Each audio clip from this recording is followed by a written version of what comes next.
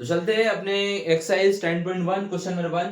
ठीक है, इसके अंदर देखो क्या क्या चीजें ध्यान देनी है, उस चीज के बात हम करते हैं। ठीक है, सबसे पहले क्या बोला हुआ है कि क्या बोला हुआ है, हम उस चीजों के ऊपर भी पहले ध्यान देना। पहले क्वेश्चन पढ़ लेते हैं, उसके बाद फिर हम सॉल्यूशन पे चलेंगे। ठीक है, a traffic signal board indicating school ahead, यानी कि एक ट्रैफिक सिग्नल बोर्ड है, मान लो ये रहा।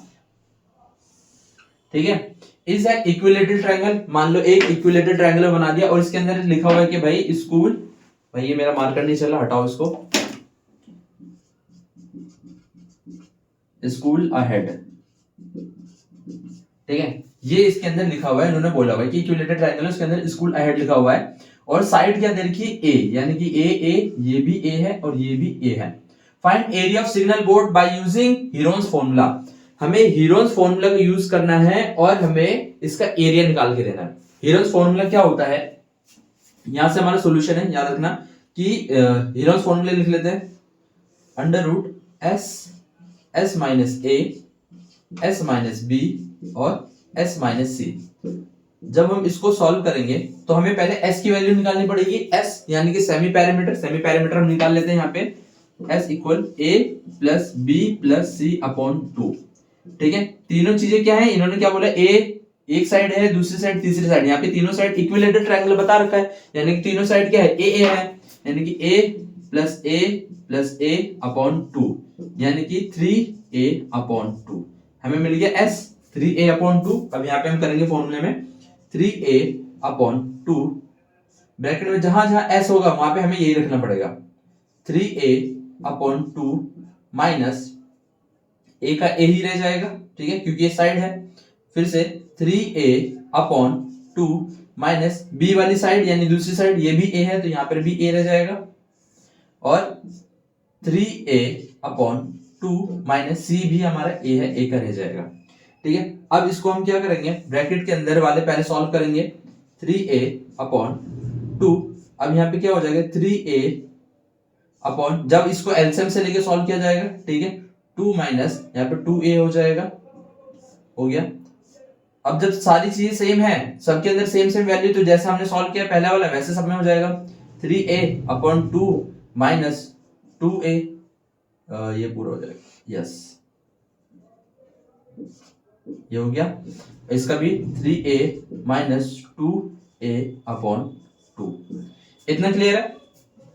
अब इसको हम आगे सॉल्व करेंगे, रूट के अंदर वाले 3a अपॉन 2। ठीक, अब देखो इसमें क्या कर रहे हैं, इसके साथ भी 3a है, ये 2a है, दोनों के साथ है, तो इसमें से ये माइनस हो सकता है, मल्टीप्लाई क्या होगा, 3a में से 2a जाएंगे तो a अपॉन 2, फिर a अपॉन 2 और a अपॉन 2, ये चीजें हो गई।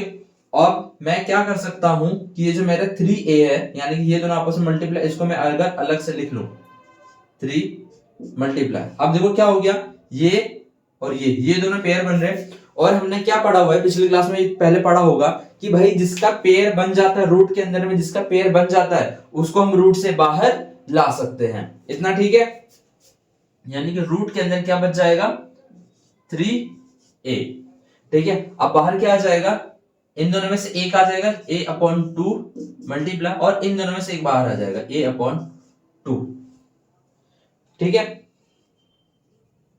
अब जब ये इसके आगे जो सॉल्व होगा, यहां पे मैं इसके आगे कर देता हूं, ये लास्ट स्टेप हमारा इसमें भी, कि a स्क्वायर अपॉन 4 रूट 3, इतना क्लियर हो गया। ये चीज हमारा हीरोन्स फॉर्मूला से हो गया। अब आगे के क्वेश्चन को सॉल्व करना है, मैं जो कि यहीं पे बता दूंगा आगे, यहीं से करते हैं। आगे क्वेश्चन क्या बोले, इफ इट्स पैरामीटर इज 180, यानी कि यहां तक हमारे क्वेश्चन सॉल्व हो गया जो इन्होंने बोला था। अब आगे क्वेश्चन क्या बोले, अगर इसका पैरामीटर मैं 180 दे दूं, what will the area of signal board, क्या होगा एक सिग्नल बोर्ड का एरिया। ठीक है, पैरामीटर कितना दे दिया है, 180। पैरामीटर क्या होता है, तीनों साइड को प्लस करना होता है, यानी कि a plus b plus c equal 180 हमारे पास दिया हुआ है, और a b c यानी कि a प्लस a इक्वल 180, यानी कि 3a इक्वल 180, a की वैल्यू क्या हो जाएगी, 180 अपॉन 3 मींस 60। ठीक है, इतने क्लियर है। ए की वैल्यू हमारे पास निकल गई कि ए की वैल्यू क्या आई है भाई 60 सेंटीमीटर। इतना क्लियर है। अब आगे हमारे पास क्या बोला हुआ क्वेश्चन में, इफ इट्स पैरामीटर वो हो गया, what will the area of signal board. अब हमारे पास बताना है एरिया ऑफ सिग्नल बोर्ड, यही चीज बोला है सिग्नल बोर्ड। हमने एरिया का फॉर्मूला सबने निकाल लिया था कि भाई ए स्क्वायर अपॉन 4 √3, ठीक है। ए की वैल्यू क्या होगी, यानी कि 60 मल्टीप्लाई 60 अपॉन में 4, ठीक है। इसको हम इससे डिवाइड करेंगे, कितनी बार में जाएगा 15 बार में। 15 60 से कितना हो जाएगा 900 √3 सेंटीमीटर स्क्वायर, ठीक है। ये हो गया हमारा क्वेश्चन सॉल्व। चाहो तो इसको तुम नोट कर लो। ये हमारा क्वेश्चन सॉल्व हो गया। अगर समझ में नहीं आ रहा है वापस से मैं समझा दे रहा हूं। पहले सॉल्यूशन में हमने क्या किया, फॉर्मूला लिखा, फिर हमने s की वैल्यू निकाली a + b + c अपॉन 2, ठीक है, जो हमारा आंसर क्या आया 3a अपॉन 2।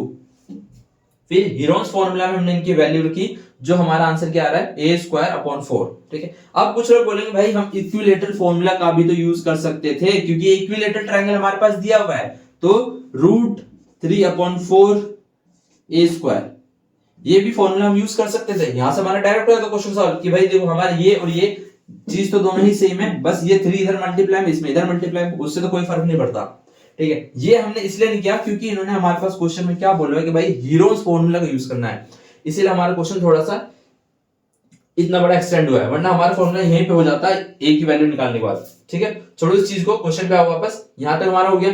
पैरामीटर्स हमने पहले साइड निकाली, ए की वैल्यू हमारी निकल गई 60। फिर हमारे सिग्नल बोर्ड के एरिया जो हमारा क्या निकला था, यही निकला था हीरोज फॉर्मूला से, हमने बस ए की वैल्यू रखी, कैलकुलेशन करी, क्वेश्चन सॉल्व।